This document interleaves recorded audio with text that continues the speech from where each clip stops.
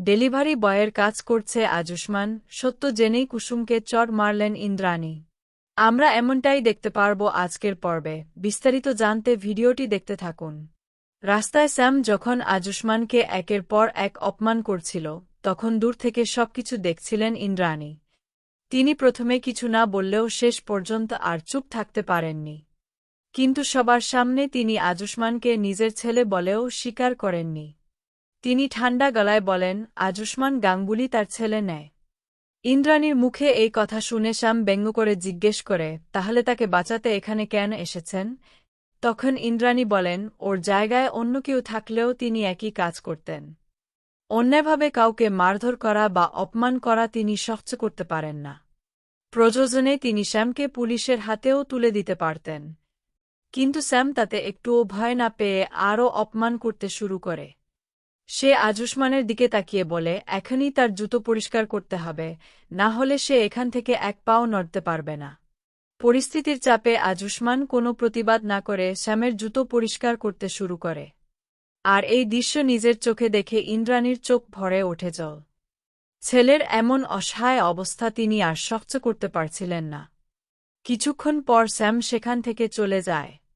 ইন্দ্রাণীও ভারাক্রান্ত মন নিয়ে সরে যান।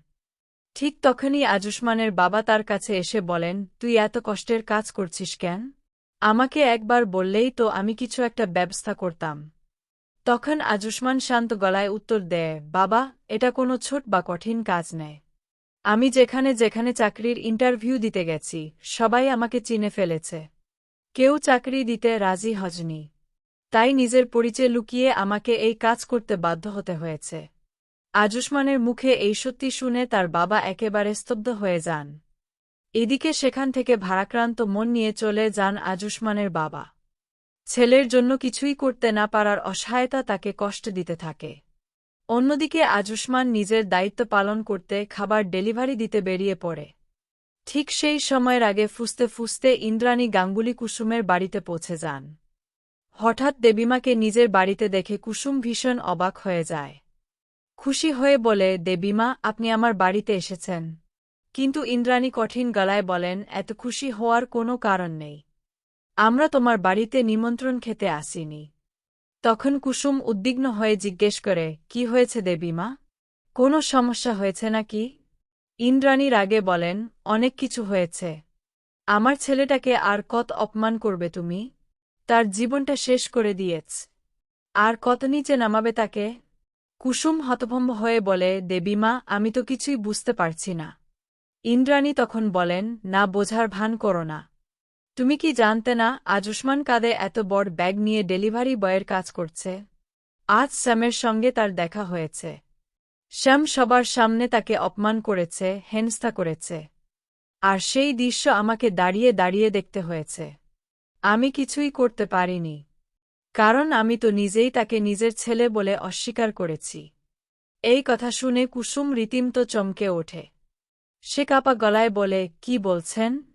ছোট সাহেব ডেলিভারি বয়ের কাজ করছেন? কাঁধে এত বড় ব্যাগ নিয়ে? আমি তো কিছুই জানতাম না। তখন ইন্দ্রাণী আরও ক্ষুব্ধ হয়ে বলেন, তুমি সব জানতে। সব জেনেও আজ নির্দোষ সাজছ। কুসুম চোখের জল ধরে রেখে বলে, দেবীমা, বিশ্বাস করুন, আমি ওনাকে অনেকবার জিজ্ঞেস করেছি তিনি কি কাজ করেন। কিন্তু তিনি আমাকে নিজের মুখে কিছুই বলেননি। আপনি যা বলছেন যদি সত্যি হয়ে থাকে, তাহলে ছোট সাহেব খুব বড় ভুল করেছেন। কিন্তু আমি সত্যিই কিছু জানতাম না। আমার ওপর একবার বিশ্বাস করুন। ইন্দ্রাণী তখন বলেন, আমার ছেলের যদি কোনো ক্ষতি হয়, আমি তোমাকে কোনোদিন ক্ষমা করব না। এই কথা বলেই রাগের মাথায় তিনি কুসুমের গালে একটি চড় মারেন। তারপর আর এক মুহূর্ত না দাঁড়িয়ে সেখান থেকে চলে যান। আর কুসুম নিঃশব্দে দাঁড়িয়ে সব অপমান সহ্য করতে থাকে। তার চোখ বেয়ে শুধু নির্বে অশ্রু গড়িয়ে পড়তে থাকে। কুসুম মনে মনে ভাবতে থাকে, ছোট সাহেব শুধু এই সংসারটা চালানোর জন্য এত কষ্টের কাজ করে বেড়াচ্ছেন, আর আমি কিছুই জানতাম না। আমার জন্যই ওনার জীবনটা এত কঠিন হয়ে গেছে। আমি আর কোনোভাবেই এটা সহ্য করব না। এদিকে দিনের সব ডেলিভারি শেষ করে বাড়ি ফিরে আসে আয়ুষ্মান। বাড়িতে ঢুকেই সে দেখে কুসুম চুপচাপ গম্ভীর মুখে বসে আছে। তখন সে উদ্বিগ্ন হয়ে জিজ্ঞেস করে, কি হয়েছে? তুমি এভাবে চুপ করে বসে আছো কেন? কুসুম শান্ত গলায় বলে, আপনি আমাকে এত বড় একটা সত্যি কেন লুকিয়েছেন? আজুষ্মান অবাক হয়ে বলে, আমি আবার কি মিথ্যে বললাম? তখন কুসুম জানায়, আজ দেবীমা এসে আমাকে সব বলে গেছেন। আপনি কি কাজ করেন, কিভাবে ডেলিভারি বয়ের চাকরি করছেন, সব জানতে পেরেছি। এই কথা শুনেই আজুষ্মান মাথা নিচু করে ফেলে। কিছুক্ষণ চুপ থেকে সে বলে, তার মানে মা তোমাকে সব বলে দিয়েছেন? কুসুম চোখের জল সামলে বলে, হ্যাঁ, সবই জেনেছি। আমি আপনাকে কতবার জিজ্ঞেস করেছি আপনার কাঁধের ওই দাগটা কিসের? আপনি যে এত বড় ব্যাগ কাঁধে নিয়ে ডেলিভারির কাজ করেন, সেটা একবারও বলেননি। কেন এত কষ্টে একা একা সহ্য করছেন? তখন আজুষ্মান অসহায় গলায় বলে, আমার আর কোনো উপায় ছিল না। যেখানে যেখানে চাকরির জন্য গেছি, কেউ আমাকে কাজ দেয়নি। শেষ পর্যন্ত এই কাজটাই করতে হয়েছে। আমাকে ক্ষমা করে দাও। কুসুম তখন কাঁদতে কাঁদতে বলে, আপনাকে ক্ষমা করার প্রশ্নই আসে না। আমি তো নিজেকেই ক্ষমা করতে পারছি না। আমার জন্যই আজ আপনার এই অবস্থা। আজ দেবীমার কাছ থেকেও আমাকে অনেক অপমান সহ্য করতে হয়েছে। তখন আজুষ্মান কুসুমের চোখের জল মুছে দিয়ে বলে, না কুসুম, তোমার কোনো দোষ নেই। সব দোষ সৌম্যের। এই খারাপ সময় একদিন কেটে যাবে। আমরা আবার আগের মতো সুখে থাকব। তুমি শুধু আমার ওপর ভরসা রাখো। মাও একদিন আমাদের অবশ্যই মেনে নেবেন। তাই কোনো চিন্তা করো না। অন্যদিকে স্যাম নিজের বোন তিশার কাছে গিয়ে গর্ব করে জানায়, আজ সে আজুষ্মানকে এমন অপমান করেছে যে আর কোনোদিন মাথা তুলে দাঁড়াতে পারবে না। তিশা কৌতূহল নিয়ে জানতে চায়, কি করেছে সে? তখন স্যাম হাসতে হাসতে সব ঘটনা খুলে বলে। সে জানায়, আজ ইন্দ্রাণী গাঙ্গুলির সামনেই আজুষ্মানকে দিয়ে নিজের জুতো পরিষ্কার করিয়েছে। এই কথা শুনে তিশার মুখে ভয়ঙ্কর হাসি ফুটে ওঠে।